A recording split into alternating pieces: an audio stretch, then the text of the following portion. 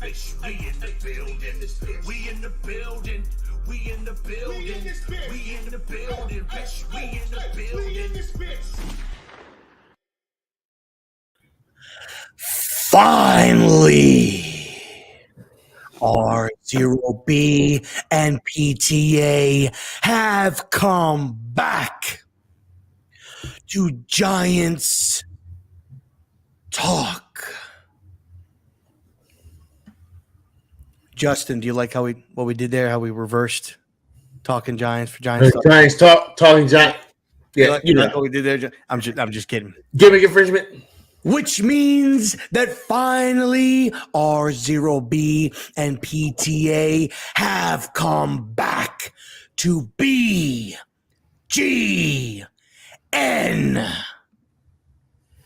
Now, me and my tag team partner, we were in a 5-man tag team match just a few nights ago. And let me tell you what, we layeth the smack it down on some Rudy Poo NFC East candy asses. We took out the Cowgirls. We took out those shitty Pigeons, the Eagles, and we took them out. We took out the We Are Commanders. Ba, ba, da, ba, ba, ba, ba. We took those fucking guys out too. And in today's show, we have... Wait a minute. Wait, remember last week? I know. I already know. I got this. You let me handle this. You got it. Sir. That's copyright. Copyright. You and I need to have a talk, sir, because sir, you're committing what's called gimmick infringement, my guy. See, I thought maybe that this was the original Billy Mays and that the original Billy Mays was doing a little something special. But then I found out that the original Billy Mays is not you. You're not the original Billy Mays. You're an imposter Billy Mays. You're impersonating the real man. You're not the real guy. Because the real guy popped in and was like, hey, yo, it's me, the real Billy Mays. And when we told him, hey, man, you was just in here, and we showed him, he was like, WTF, fuck. What Sir, the fluff? you are an imposter. And for that, you're now banished. Goodbye.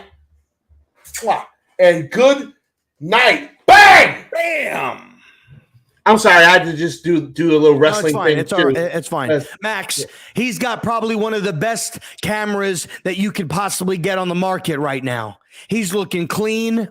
He's looking fresh. You can see the outline of his beard. You can see how bright his skin is. Looks like he's wearing some makeup, but that's all natural, baby.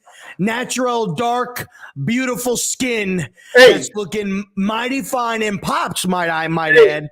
Wearing the blue shirt, I might add. You're looking real good. Shout out to Jordan Blade, right? We do this wrestling shit. Shout out to Jordan Blade. Jordan Blade is a badass. If you haven't figured out who Jordan Blade is, you might want to go figure out who Jordan Blade is. You know what I mean? Just throw that out there real quick. I'm Max, sorry. You want to go cam for cam. Do your cameras, you probably have to dust those things off. Yo, remember back in the day when you used to ask a girl if she wanted to go cam for cam?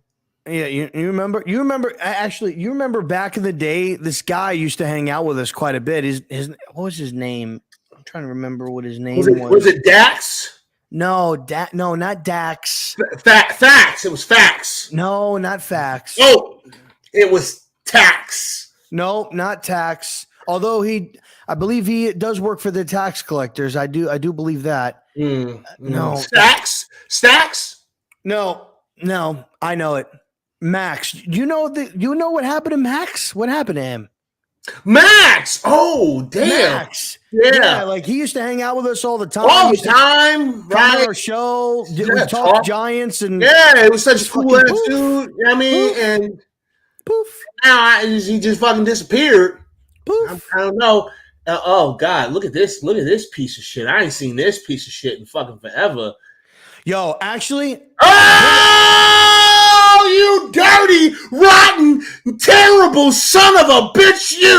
You motherfucker! What wait in a second. the fuck makes you think that you can just slippity slide your ass on up in here as if you were welcome? Huh? Wait a second. Get your ass out of here. Wait a second. Billy Mays. How did you know that the fake Billy Mays was here?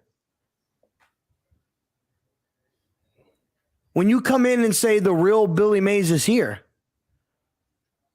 how did you know that the other guy showed up yet?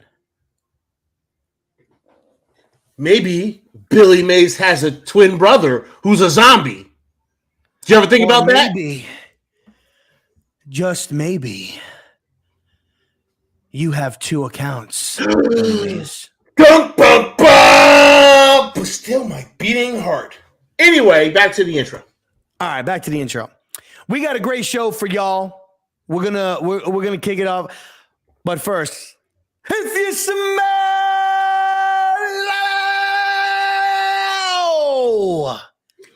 what RZeroB, PTA, and Yingling, and the best part of waking up Is going back to Folgers sleep. in your cup is cooking. Just- PTA, what's up, baby? Hey man, how you doing, bro? What's going on with you? It's been a minute, bro. I haven't seen you in a long time. Last time I saw you, man, we were kicking some fucking Eagle and Cowboy and Commander ass. Yeah. You're touchy. sneak You attack. can't It was a sneak attack. They didn't know I was Listen, coming, but I was coming, and I was coming fast. I was coming hard, and I was coming ready to go like a fucking missile torpedo coming to blow your shit up. Wait, I'm sorry. Was that? Let's move on. Pause. Anyway. So yeah, there are quite a few things that need to be discussed because I think one or two things happened in the last couple of days that are kind of significant to the Man, what was it that happened? It was a thing. I remember it was a thing. Roster cuts. That's what roster cuts happened. Waiver claims. Holy smokes! And some waiver claims. Trades. Some. Did we make a trade? I don't think we made a trade. But some trades did happen. Didn't we trade for that dude from the Jets for like a 7th round pick? I thought we gave them a 7th rounder for that dude. No, man, we claimed him off waivers, baby. Oh, okay. All right, well, we're going to get into all of that. We're going to get into all that. We're going to talk Tony Jefferson, guys. We're going to talk about the 53-man roster, which, again, the 53-man roster can change. Okay, changes can still be made. We're going to talk about the waiver claims for today. Or not? Well, yeah, it was today. We're going to talk about the waiver claims. We're going to do some light talk about kind of little nosh. Preparing for Tennessee, and maybe some expectations, and then again maybe if we time permitting, if any of y'all mother truckers want to jump in, we might bring you in. Okay, but let's start it off. Let's not waste any time. 10 minutes in. Let's not waste any time. So. My man, PTA. All right. So roster cuts. I'm gonna pull it up here. All right, and we're gonna go ahead and we're gonna cover the roster cuts here. I actually do have those pulled up here. If you're so inclined to let me do a little microphone 1 2 1 2 me. So Deshaun Corbin was waived. He's a running back. Wide receiver Jalen Moore. Tight end Austin Allen. Offensive lineman Garrett McGinn and Roy Mabitka. Oh, so that's the that's a the fucking guy name. That's the guy from Nigeria. Yes. That's the guy from Nigeria. And then defensive lineman David Moa and Ryan Anderson.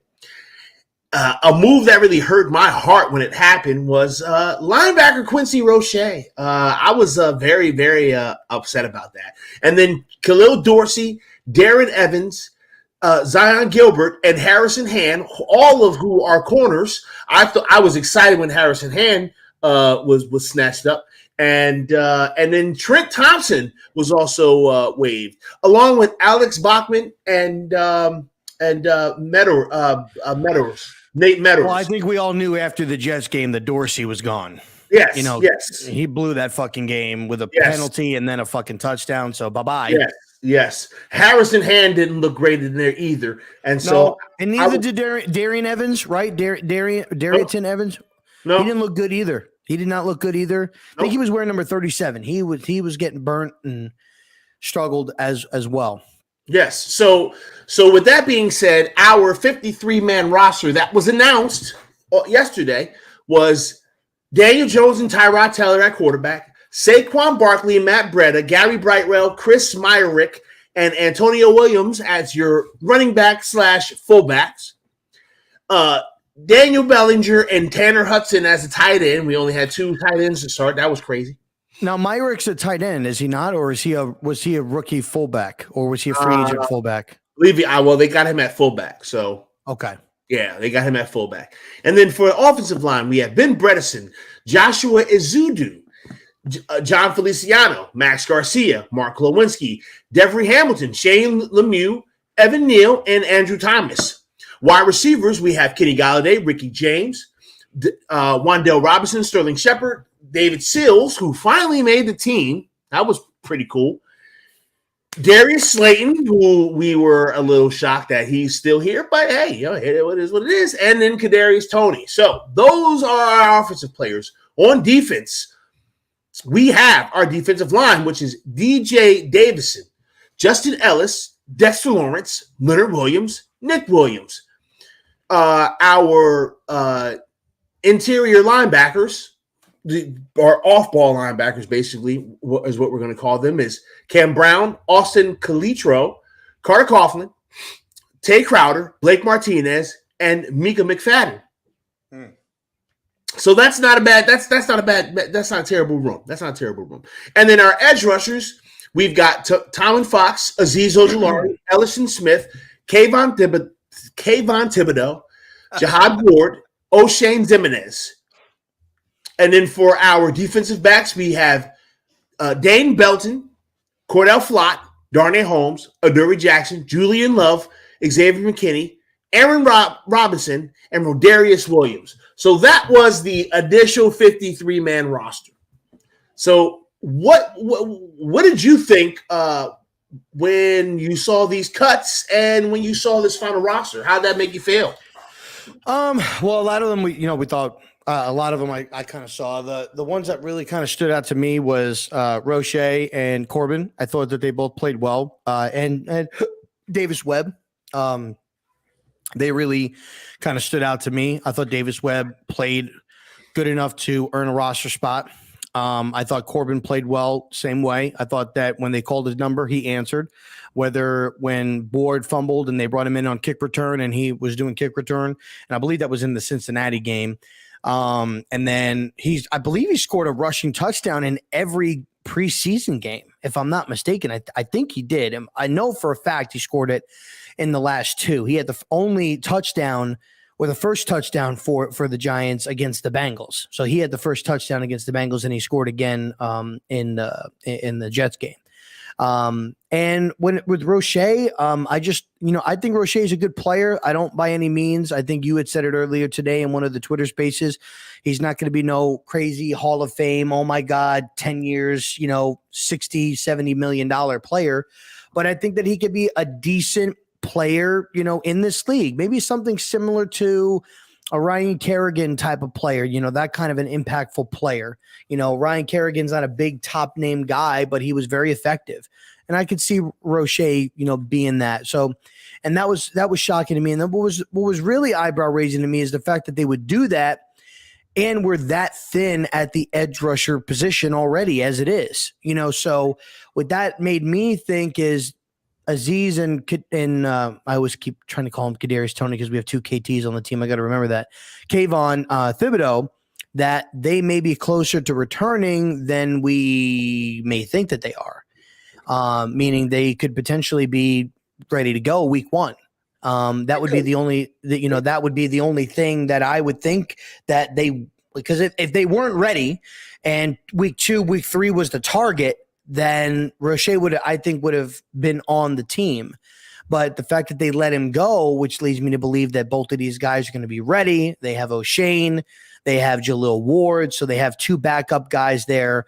Carter Coughlin can play both sides, so and Cam Brown, so I think that was at least my thinking process on it. I don't know what you thought, but that was that's the first thing that came to my mind was KT and Aziz are probably playing week 1.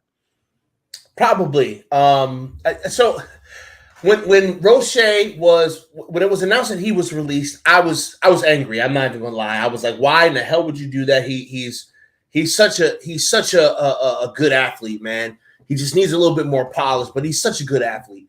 And there was part of me that was just like, all right, hopefully they can stash this kid on the on the practice squad, and he doesn't get claimed. And he didn't get claimed, and I was happy about that. But I was very shocked by that.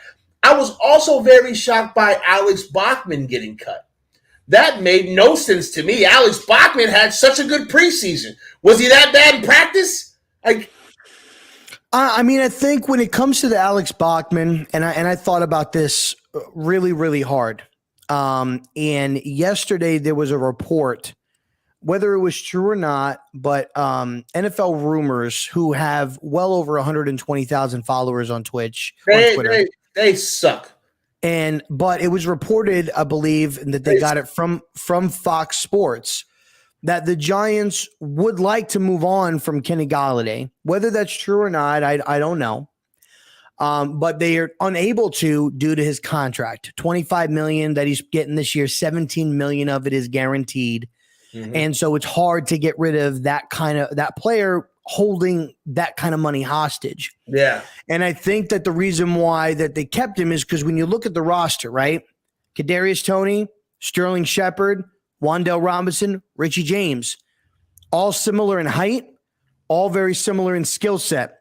Small, shifty, possession, speedy wide receivers. Mm-hmm. The only big man that we got is Golladay. Now, the other big man we got, unfortunately, he tore his ACL a couple of weeks ago. And Colin, again, as I said last week, heal up fast, my friend. But the only other person on this team that kind of fits Kenny Galladay's skill set is David Sills. He's 6'3", almost 6'4", almost about the same weight. And not to mention, but Danny's got a good rapport with him. They looked pretty much in sync. Their body language, they were feeding off of each other. And if you can get that going, I would say that the two right now, I would say probably the 2 receivers that we have on our roster that Daniel Jones has the most comfortability with, it's Sterling Shepard and David Sills. Yeah. If I had to make an assumption, like that would be my 2 call, because week 1 against Denver last year, it was Sterling Shepard, Daniel Jones. Like that's where he was going with the football. Like that was his guy. That's his blanket. That's who he trusts. That's his dude. So, and I think David Sills is that guy. And I think Daniel Bellinger can also be that guy once he gets going too. So, that's the reason why I think that they didn't bring in Bachman. Great preseason, 19 receptions, over 160 yards. I think he had 4 touchdowns or 3 touchdowns. They just couldn't add another person of that same skill set, to the roster. Would I have taken him over Richie James? I don't know. I don't know, right? Like when you talk to Bachman, he's a good story. Great story, the way he's grinded up to get where he's at and would literally do anything for you. Richie James, he got on the podium. He was being a little cocky, but you're a wide receiver. Like, I mean, yeah, I get it. Be a little cocky, like you got, what I'm saying? Like, I don't give like that's Wide receivers got to carry a little bit of swag to them. You know, they got to carry a little swag. And I'm okay with that. So, you know, I'm not going to criticize him when we were okay with what OBJ was doing when he was here. You know, so I think that's the only reason why Bachman didn't make the roster. So what do we have here? Friend of the show. Shout out to Eli Rax. What's going on, Vibes? How you doing? Eli Rax. How you doing, man? What's going on with you? My good buddy, my good friend. Shout out to New York Revival. They're doing very, very, very, very, very, very big things. And big. And we are big fans of theirs. So huge fans. Yeah. I don't know, man. I don't know if I take Richie James over Bachman. I just don't know. It's not, but thank you, Eli. I appreciate you. Much love to you, brother. Yeah, I just I don't know if I like James more than Bachman. That's just me. That's just me. But those were like really the two cuts that surprised me. I also thought we were going to go with 3 quarterbacks, but I do understand the thought process, and I talked about this on the Twitter space.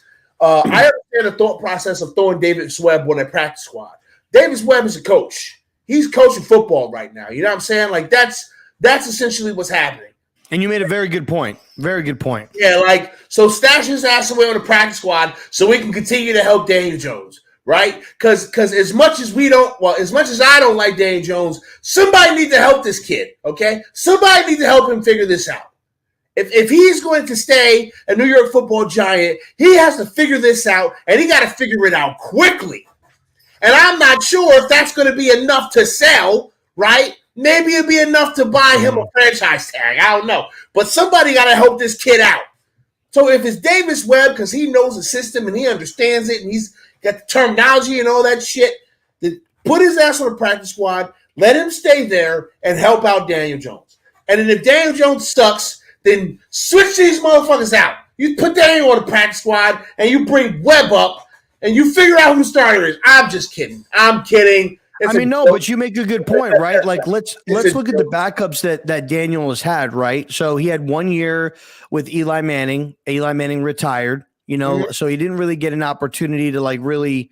We don't know, right? He had a whole season to kind of pick Eli's brain, so we don't really know how much he was able to learn. Typically, when you have a young guy, you know, you have a veteran behind them for at least 2 or 3 years that they can pick their brain and bounce off of, right? He only had Eli for 1 year. Then after that, who did he have? He had Mike Glennon. I don't remember who he had his sophomore year. I don't remember who the backup was. No, that was Texas. Oh my God, why am I having a brain fart? Colt McCoy. Thank you. Yeah, he had Colt McCoy. Colt McCoy. I would just like to apologize to the greatness, to the GOAT, Colt McCoy. I want to apologize to you, sir, because you are the GOAT. And for me to brain fart your name, it's a Travis Sham mockery. That man is the GOAT. Colt McCoy is GOATed. I mean, he beat the Seahawks, so he's the GOAT. He's GOATed. But I mean, he's not a proven, you know, guy that's been around the league and has had a good amount of success. But you know, now he's got a competent backup in Tyrod, and who's been in a good amount of systems. Mm-hmm. But I think that you're right. I think Davis Webb provides a little bit of both, right? So he's been with the Giants, right? He's been with the Giants organization, so he has some familiarity there. And I think that having Davis Webb, because he was with the Bills, I think, for like 2 years, right? If I'm not mistaken, he was with the Bills for a couple of years. It was 2 years. Davis Webb, so he knows that system, and he can help DJ and coach DJ up just to be there on the sideline and say, listen, this is what Dave's likes. This is what he's looking for, you know, this and that, and help him. Because I'll be honest, man, like preseason or not, Davis Webb looked good this preseason, y'all. He looked good. He really did. Like, if you didn't know who that was, you would think that was like, if Daniel Jones, like, take numbers off, take the fact of what we know about Daniel Jones, and you said out of these 3 players, who's the starter of this team, people would have said it was Davis Webb. But Davis Webb was the starter of this football team. So he played well. He looked good. He was calm. He was poised. He didn't stress. He had guys in his face. He knew how to read defenses. I think DJ can really learn from him as far as his patience, his poise, his decision making. And I think you're absolutely right. That's why he was put onto the practice squad, to be a coach for Daniel Jones and to try to help him along with Mike Kafka, the quarterbacks coach that they have, and Dable. And it's a smart play. It's a really smart move, right? And I had said in the Twitter space that I had read somewhere, and I don't remember where it was, but I saw a blurb that Daniel Jones credits a lot of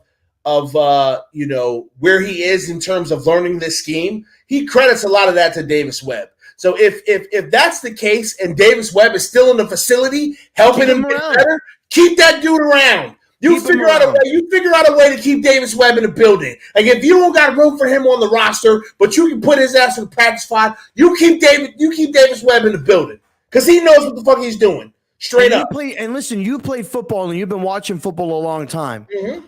When you have a guy in your corner, it could be anybody, but it takes one dude, right? One dude that can really change your perspective, change your career, change everything. Yep. It could literally change everything. I'm not saying DJ is going to turn around and become a Hall of Famer, an MVP this year, but Davis Webb could honestly be probably one of the best things that happened to Daniel Jones. I mean, listen, we all need a somebody to prevent us from being a nobody, right? We all need a somebody, okay? And anybody who's successful can think back to that somebody. I'm thinking back to that somebody right now. Like, I'm thinking about this shit. If you're a somebody, you're thinking about somebody. Yep. Maybe Davis Webb was drafted here at one point in the third round? Yeah. And there were talks about him being the predecessor. Yeah. Like, he was going to be the guy. Like, that was going to be his team when he was gone. There were people that love Davis Webb. They love this kid. Absolutely love this kid. And here he is coming back, and he's looking the way he's looking. He's playing the way he's playing. It's just like, maybe Davis Webb is Daniel Jones is somebody. You know what I mean? Like, maybe this is the change. Maybe, right? Because anything is possible. I'm not betting the farm on it, but it's very possible that 3, 4, 5 years from now, Daniel Jones could be doing an interview and be saying it was this camp with Davis Webb that changed everything. It could happen. It could absolutely happen. And a lot of us will have to sit here and be quiet. Me specifically, we'll have to be quiet about Daniel Jones. And we'll have Davis Webb to thank if that's the case. You know what I'm saying? Yep. We don't know. Thankfully, they brought someone who could really bring it in and get the light bulb to go off for Daniel Jones. I'm happy. I'm absolutely happy. Shout out to DJ Scorpio. DJ King Troll. He's got the octopus in here with a little tentacle hentai. That's weird, but all right. I'm not judging. If you like it, I love it. Artem was good, baby.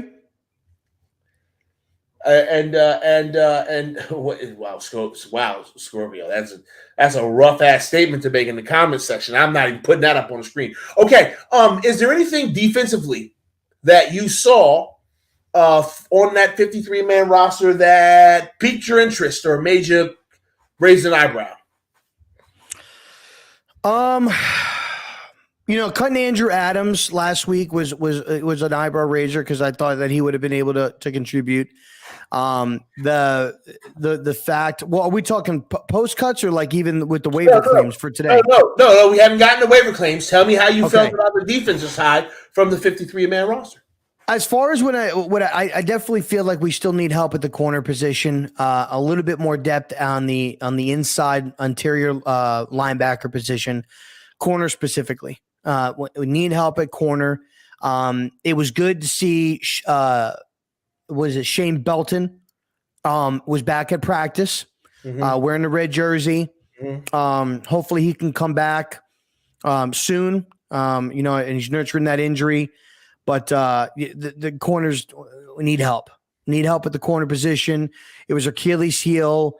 And what I did not like is I didn't like that in the last game against the Jets. I feel like we could not get. I feel like we were applying some pressure, but we could not get home, and we cannot have that. We cannot. And I tell you, the last drive, Winks was sending the house. Like he was blitzing left and right, sending 6-7 guys. And I love that. I love it. But the thing is that when you're doing that, it puts a lot more pressure on your corners, on your safeties, the guys in coverage, and they did not deliver. And you need people there that are going to deliver, that are going to be able to step up in big time situations. And the guys that got cut are the guys that couldn't do it. Yeah. You know what? My concern was first and foremost that we only had 3 safeties on the 53. I was like, 3 safeties? That's it? Somebody is and our corners and these are our corners. Oh shit! I was just like, all right, well, this is what it is, right? But there wasn't anything that like really concerned me about the moves on defense, with the exception of the move of Quincy Roche. That really kicked me in the junk, man. I was like, what the hell? Because I'm in love with this kid. I'm sorry. Every year I fall in love with someone. And Wink, for some reason, values, I don't know what it is about X this year, but Wink likes X. Mm-hmm. He likes O'Shane. I don't know. O'Shane's been on this roster for what, 4 years now? Do we even know what kind of player he is? I don't know. I have no idea. I really don't know. But we get ready to find out, I guess. Hopefully. Maybe this is the year. You know what I'm saying? We get ready to find out, I guess. I mean, it's interesting, but all right, cool, man. I'm rooting for O'Shane, but I don't know. Every year there's a player that I'm like, I hope that player balls the fuck out. And for me, it was Quincy Roche. That was the guy that I was like, he gonna be a demon. And now we gotta wait because he's on the practice squad. I'm like, fuck. At least they brought him back. Yeah, at least they brought him back. At least he's on the practice squad. But damn, man, I'm just like, what in the fuck? And that hurt my heart when that happened. But okay, cool. So let's transition over to let's transition to some of these waiver claims, and then we can talk about the practice squad. So there were a couple of moves. There were a couple of moves that happened, and so after we did our 53, we were awarded 4 players, 3 defensive backs, and so let's go ahead and talk about them. It's Nick McLeod, who was in Buffalo, Justin Lane from Pittsburgh, and Jason Pinnock, who, according to Bobby Skinner, he likes to poke the ball out, as well as offensive lineman Jack Anderson from Philadelphia. Now, I personally don't know a damn thing about none of these players. I watched a Bobby Skinner breakdown on Jason Pinnock on YouTube. And so what I saw from him, it looks okay. It looks fine, right? It looks like he's somebody who can come in and contribute, maybe play some specials or something. But these other players, I don't know shit about them. What you know about these guys?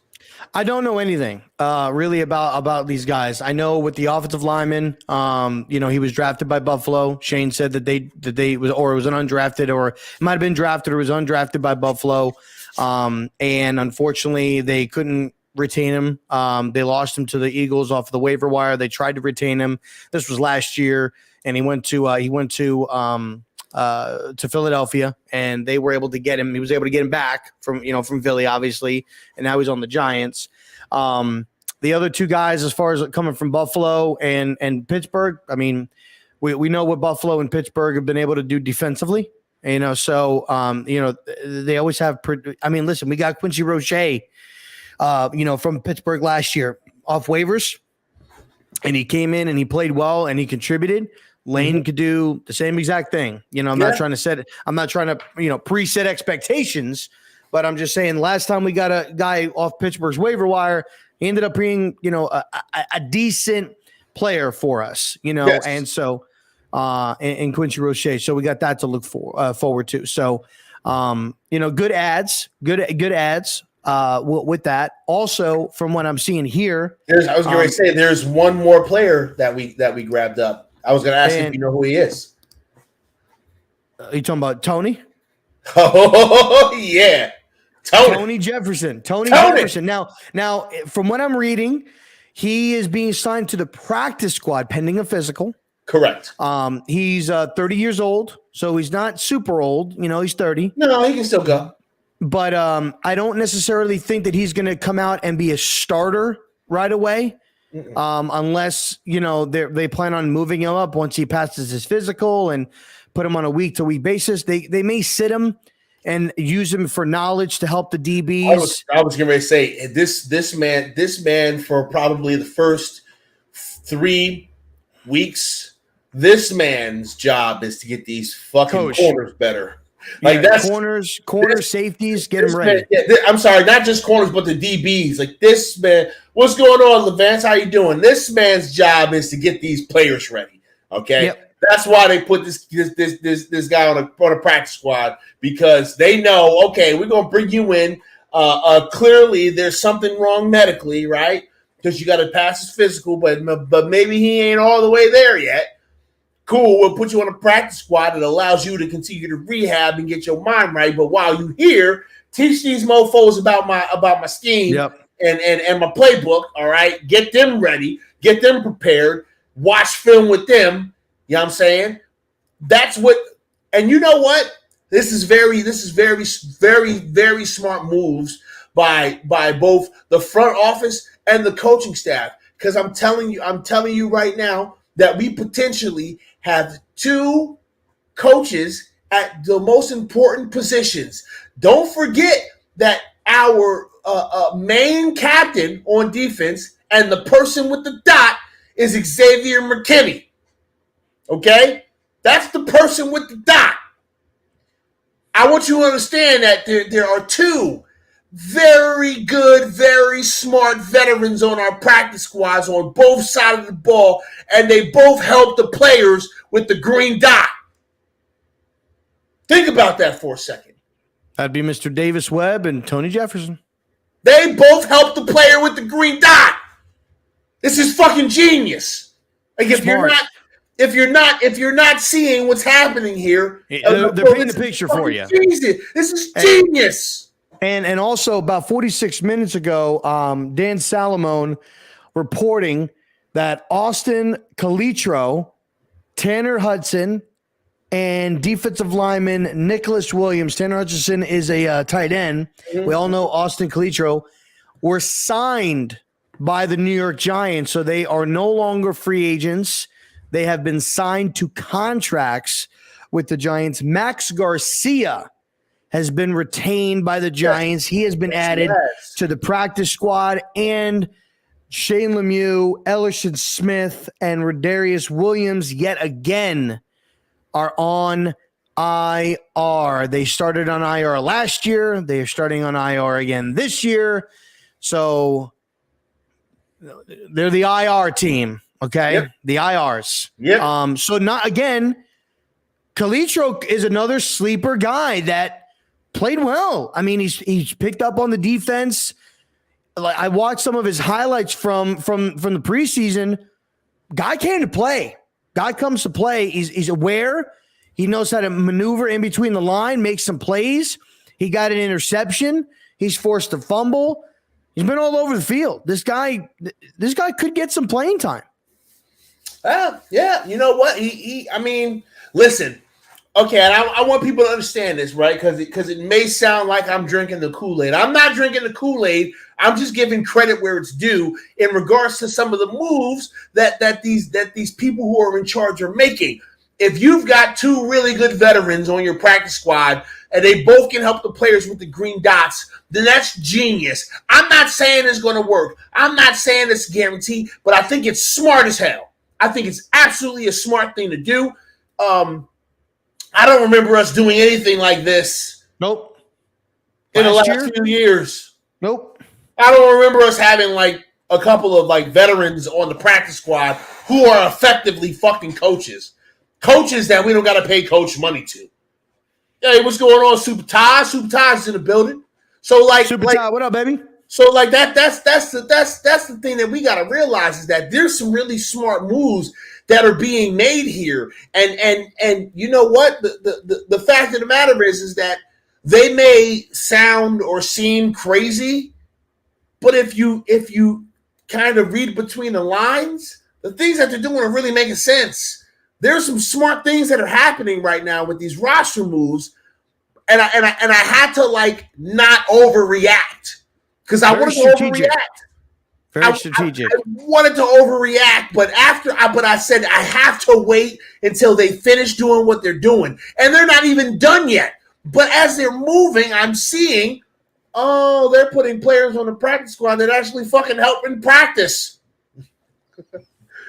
These players actually fucking help in practice. And they're both players that have been at their respective previous spots for some time. I mean, Davis Webb was with the Bills for a while. Tony Jefferson, who was originally with Arizona, went to Baltimore on a free agent deal and played there for a few years and played well, I might add. Yeah. And has been part of Wink system, knows Wink system, is familiar with Wink now. Now, a couple of other things. This is a little bit off topic, but they may not be done making moves. No. Okay, they may not be done. Now, you brought up a name earlier that's on this roster, Darius Slayton.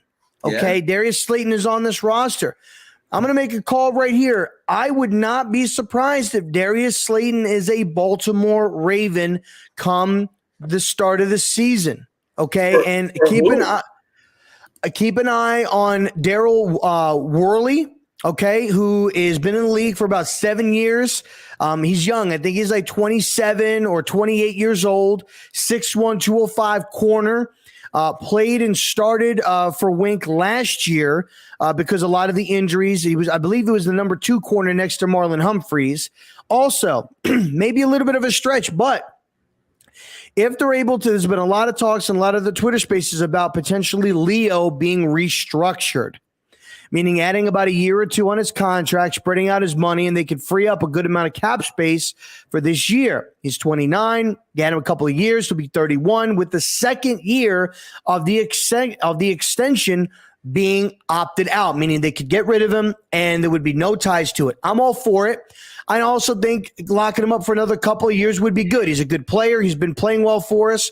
But if they're able to free up that money, Marcus Peters is another player that could potentially, they have some rookies there in Baltimore. They just signed Kyle Fuller in the offseason. They have Marlon Humphreys. There's really no spot for them to have 3 number 1 corners on their roster. He's a little bit older. He's 30 years old. The majority of his contract has been paid already by Baltimore.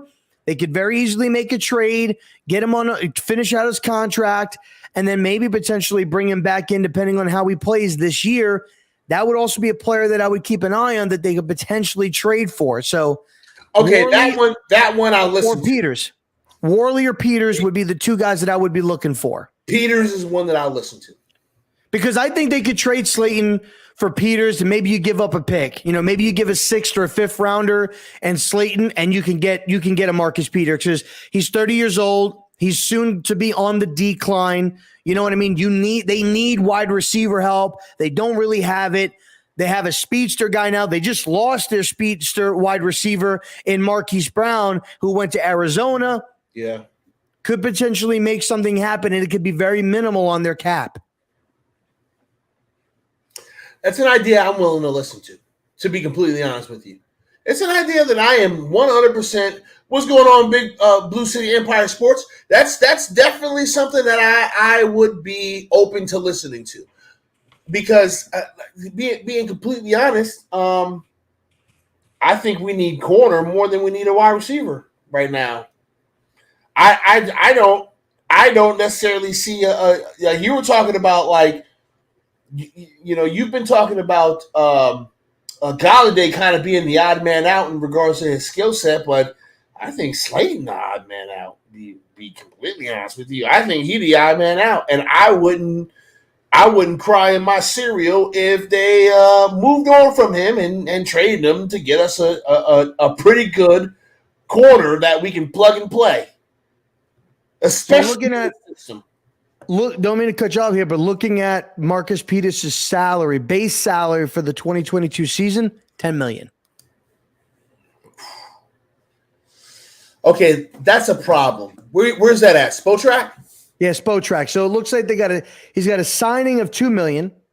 He's got a restructure of 3.5. His cap hit is 9.968 to Baltimore this year. So I don't know if they traded for him, how that would affect. I think that we would only be on the hook for the difference, which would be like what, almost $1 million. So okay. And next year, he's an unrestricted free agent. Yeah. So okay, looking at this contract, because I had to pull up Spotrac to see it for myself. But okay, let's look at this really quickly. All right. His dead cap is 5,000, but it frees up 10,000. I'm sorry, it's 5 million, 5.5 million. But it frees up 10 million in cash, right? Or in cap space. So we would have to take on that 10 million. But the problem is, here's what the problem is that currently, and this is per Spotrac, total cap space top 51, we are at negative 500K, 503K, right? You're talking about getting a Darius Slayton off our books, right? Mm-hmm. But to get a Darius Slayton off of our books, we are looking at what's the dead cap? I don't know. The dead cap's only 58, so I mean that's not terrible. But now you're talking about taking on essentially another 10 million in cap, and we don't have that cap space. So how do we make that work? Because we can't just get rid of.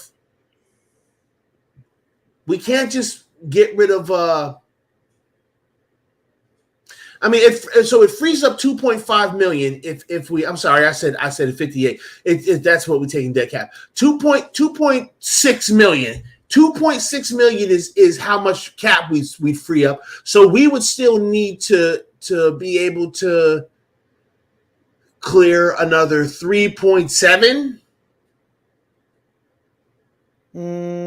Sorry, 3.4. No, wait a minute. I'm sorry. My math is all jacked up. It would be like 8.3, 8.4 is the space that we have to create because his contract is $10 million. We don't have that money. How do we make this? How do we make the space? Well, one thing like we talked about is restructuring Leonard Williams. I don't know what restructuring Leo would do if you give him an extra 2 years, you spread out his money. Now, because he's an unrestricted free agent, okay, he may be up for redoing his deal, meaning Marcus Peters, meaning maybe they go ahead and they give him a 2-year deal. So he'll be here this year and next year, and they spread out his money a little bit to the point where maybe it's not all into next year, but it's half and half, so that his cap hit isn't 10 million.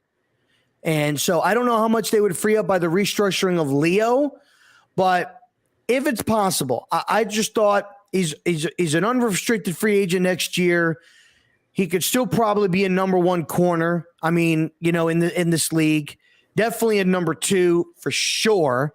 Next to Adoree Jackson, he's been in this, in this defense, so we could definitely add some value to it. And and especially right now, like you just said, they're 550,000 under the cap, meaning they have to get over the cap. So to do that, it almost makes sense that they're either going to have to cut Slayton, get rid of him, and potentially maybe do a restructure to free up some money, because they have to have some type of money going into the season in case something happens, an injury, whatever, that they need to go and sign somebody? Okay. So a base salary restructure for Leonard Williams will save around the $9 million. Around $9 million. So $9 million plus the 2.5 that you get back from Slayton. So that's about almost 12 million. It's almost about 12 million. So you go and you make the trade for, 11 and a half. You go and you make the trade for Marcus. Maybe you restructure, give him a new deal, restructure it at maybe a league minimum, 2 years, coming off of an injury. You can definitely do that because he was injured last year.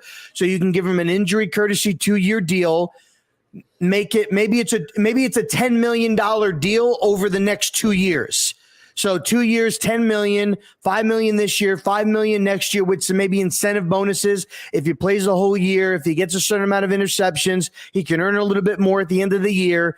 You can make it happen. They can make it work. You could. Yeah, you could. I mean, and he'd probably be willing to sign a new contract, guarantee. He would not take a contract. He would not take a contract that goes 5 million.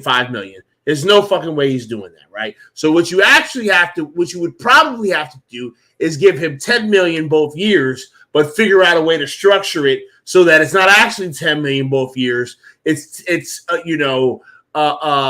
maybe 5 million with 5 million in incentives. Right. Yeah. Like you get it. We're going to give you a bunch of incentives and some of them are very reachable for you, for you to make some more money at the end of your deal. That I could see that, like $5,000 plus $5 million and some incentives that could get you up to another 6 or 7 each year. Like I don't know, but like hey, I'm allowing you to take a gamble. I'm allowing you to also still make that 10 million because that 10 million in that contract is guaranteed money. Right, I mean, we'll make it guaranteed, so you're guaranteed because you're still getting paid from Baltimore, regardless. Yeah, Baltimore's still paying him, so he's still getting his money from Baltimore, and so maybe you can do that. Maybe you could potentially do it. Yeah. Maybe you can do that. Yeah, you know what? I'd be willing to listen. I'd be willing to listen to that because I think that is a very reasonable type of a situation. Especially being that he is getting ready to be an unrestricted free agent, and he's getting ready to be 30 years old. You know what I mean? Like, because you got to think too. Let's say they don't make the trade. He comes out this year, plays well. Maybe it's a guy that you're looking at as far as a veteran in free agency. May cost you more in free agency if he plays well than if you make the trade now. Restructure him now, get him locked in for 2 years, goes out and balls. You don't got to worry because it's on paper already. Right. It's on paper. And maybe I'm wrong for this, but I'm just trying to tie in guys with Wink because Wink runs a very unique, specific system. And they went out and got Marcus Peters because Marcus Peters can play in your face, man to man, jab you at the line, all of that. Like that's his game. He's not a zone corner. He's a man corner. That's what he is. That's why they went out and get him. And that's why he had to remember, I think it was like 2 or 3 years ago. He had 9 interceptions, 8 or 9 picks. He had a very good year. And then he got hurt. I think it was the year before last year. I think it was in 2020. He had 8 interceptions. But then he got hurt in 2021 with a torn ACL, and he missed the whole season. So he could still play. Guy could play. Oh, absolutely. I think he can still play too. And again, I'm not upset at that kind of a situation there. Like I think that's a pretty good situation. I really do. You just gave me an idea. You just gave me a legitimate idea for my for my Hall of Fame league because I'm trying to think about moves that I can make with this roster, and that's actually a move that I might try to make. That's actually a move that I might try to make to grab him up and bring him in. Yeah, I mean, like, listen, it's definitely very conceivable that. A move like that could be made. And you know what? Yeah, I like that take, Rob. I like that take a lot. That's not a. I don't think that's a hot take. I don't think that's a crazy take. I think it's legitimate. I like looking at it and looking at the numbers. It makes a lot of sense to do that. They get something that they need, which is a speedy wide receiver. Yep. It's a little bit taller than Hollywood Brown was because Hollywood was only 5'10", 5'11". You're getting a 6'2" guy that's a speedster that could stretch the field. That's what you need for your young quarterback. Not young quarterback, but for your franchise quarterback. So you could do that. Plus, all right, I'll send you a 5th round pick or a 6th round pick along with that. And we get something that we need, which is a veteran guy, corner position that's been in wing system that can be the number 2 or number 1 and help some of these younger guys like an Aaron Robinson, some of these young guys that we just brought in and add some depth to this core. Yep. I think you do that. If they make that trade and get this guy, I'm not worried about our defense whatsoever. Having Tony Jefferson on the practice squad, which eventually could get moved up to playing and starting at one of the safety spots. You bring in a Marcus Peters. Now you got a Dory there. Still.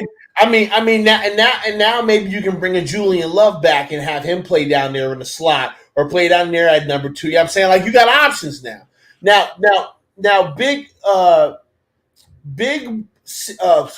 Blue City Empire Sports has a question here that I think is a great question to end this show with. Mm-hmm. What's your guys' opinion about OBJ saying he wants to come back and win a Super Bowl with the New York Giants?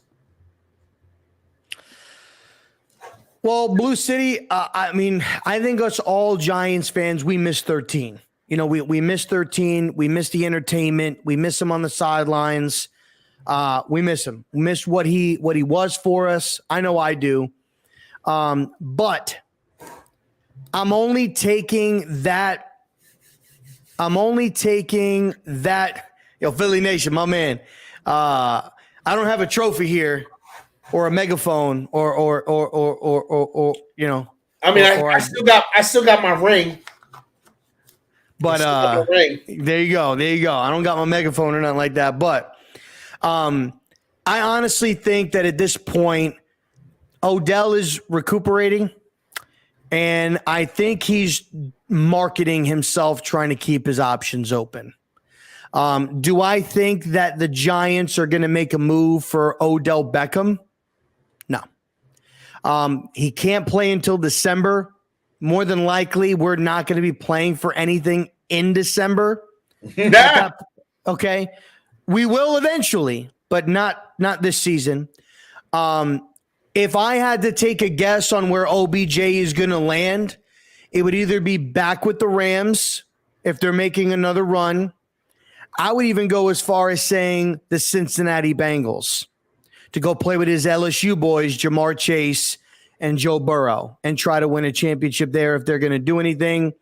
That would be my take. I don't see him going, but he's marketing himself. He wants to keep options open for teams that may want to bring him in.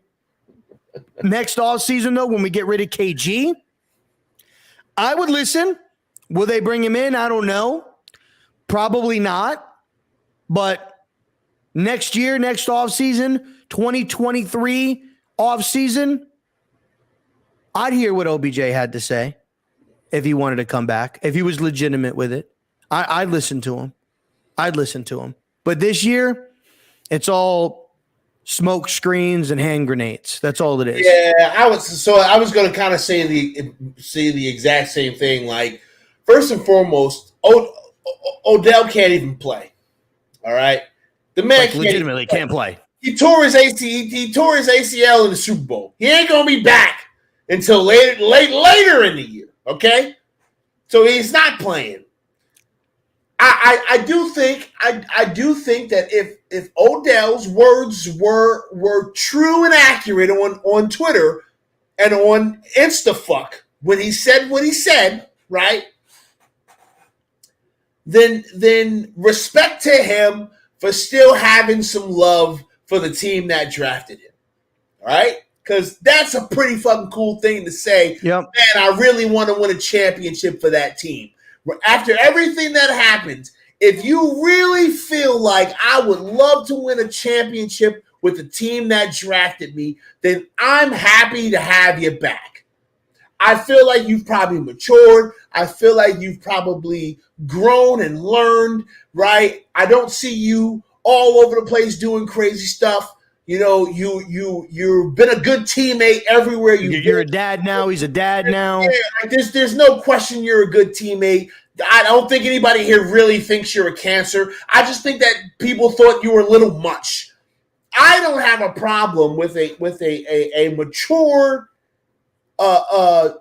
hungry Odell Beckham to come back to the Giants and win a ring for the team that drafted him. But it ain't happening no time soon.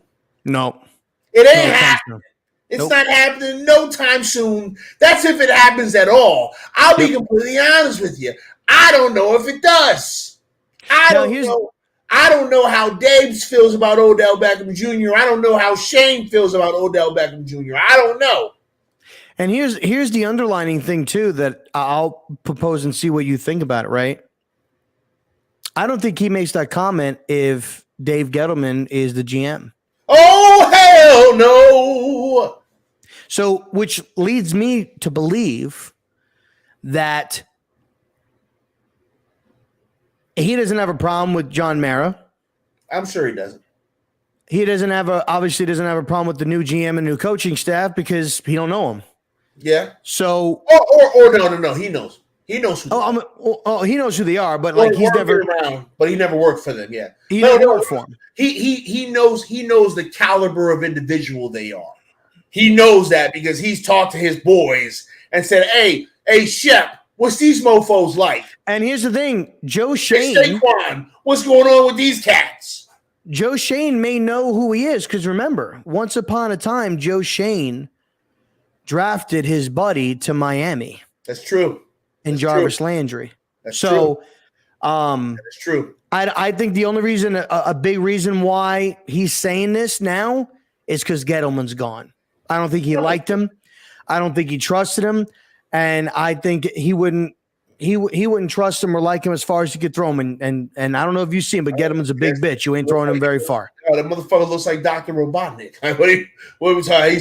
He's shaped like Eggman. He's trying to get Sonic's rings. What are we talking about here? I mean, first and foremost, I wouldn't blame anybody for hating Dave Gettleman because apparently he's a dick, and that sucks because he seemed like he was a nice guy, but apparently he was a dick. He didn't listen to nobody, and honestly, he checked out. He checked out. He was like, I really don't give a fuck anymore. So whatever for that man. I do think that does play a role in some players maybe wanting to come back to the Giants in the future because Gettleman's going. I don't know. We'll see. But I'm not holding my breath on Odell Beckham just so y'all know. And Philly knows you, man. I'll tell you this. I mean, I would agree with your statement, that OBJ has QB requirements. But make no mistake about it, I think Daniel Jones could get him a football a lot better than Eli Manning could as far as down the field. Sure. There's no question that Daniel Jones has a way stronger arm than Eli Manning. Oh yeah, so, he can definitely get Odell that ball on a deep. And he's very accurate deep. Daniel Jones can put a ball deep. What's Odell going to look like post injury? That's the question. That's going some change of direction these are things that if it happens not this year obviously never, but if it ever was going to happen, it's going to happen in the offseason. But if it does, there would be two parties responsible for it. Shep and Saquon would be the two parties that, based upon their production this year, I think would be the ones to go to Shane and lobby for them to bring in Odell, barring they get rid of KG, because you're not going to bring in Odell and have KG. No, you're not doing so barring the fact that they get rid of KG, it would be, and I think they value Saquon, And Saquon and OBJ, Yeah. like they're boys. Like that's his dude. So if he comes back, it's going to be due to Shep and due to Barkley heavily lobbying to bring him back, saying we can use him. He will benefit us offensively. I can agree with that. All right, cool. Well, listen, man, this was a Good show. A good night, man, because there's just football's back, y'all. Football's back. We got to get through this week, right? And then next week, the season starts, and we back at it. And I'm excited. Philly Notion is going to be crying in the cereal in a few weeks when his bum-ass Eagles get slapped around the league. These mofos really think they're the best team in the NFL. I don't think they are. I don't believe it. I mean, they got a pretty good roster. I ain't gonna lie. They got a good roster, but I don't believe it. But anyway, listen, make sure that you guys are hitting the thumbs up. Make sure that you guys are sharing the stream. Let everybody know that they need to go and watch the rerun of this mofo. Okay? Hit the thumbs up if you're on the YouTubes. Hit it. If you're on the follow, if you're on the Twitch, hit the follow. If you on the Twitch, if you're feeling so inclined to, maybe you hit hit one of your boys with a little subscribe. You know, maybe you got a little Amazon Prime that you want to throw at your boys. You know what I'm saying? But yeah, we're gonna get ready to get out of here.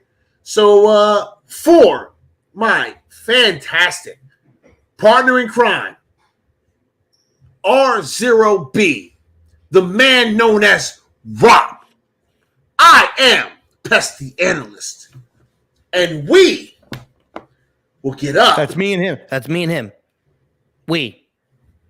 Us. We'll get up with you guys later. Deuces!